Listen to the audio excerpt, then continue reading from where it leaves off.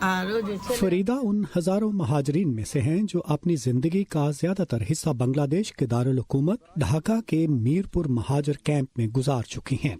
एक सवाल के जवाब में उन्होंने मिली जुली उर्दू और बंगाली में कहा, मैं क्या कहूँ, हम तो अपनी बका की जद्दोजहद और बच्चों को तालीम देने की कोशिश में लगे रहते हैं, इससे ज्यादा कुछ नहीं कर सकते। उन्होंने बताया कि वो शादी के बाद से इस कैंप में रह रही हैं और अपने बेटे को कॉलेज में तालीम दे रही हैं जो फाइनल ईयर का स्टूडेंट है। उनके बेटे मिर्जा बाबू का कहना है कि तालीम मुकम्मल करने के बाद वो अपनी कम्युनिटी की मदद करना चाहते हैं। Urdu speaking peoples youth rehabilitation movement के एक ओहदेदार कहते हैं कि सबसे अहम उनकी शनाख्त का मामला है। हमारी तकरीबन 3 नस्लें तबाह हो गई हैं और नई नस्ल तबाही के दहाने पर है।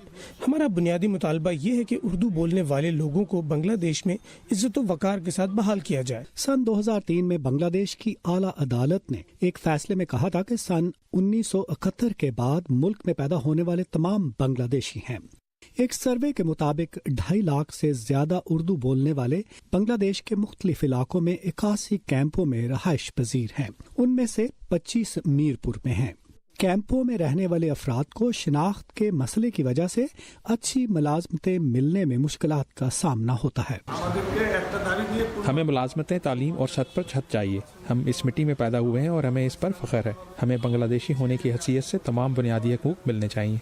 उर्दू बोलने वाली इस कम्युनिटी के सरगर्म कारकुनों का कहना है कि बांग्लादेशी हुकूमत ने कैंपों में बसने वाले कुछ अफराद को कौमी शनाख्ती कार्ड तो दिए हैं, मगर वो बुनियादी हुकूक से अब भी महरूम हैं।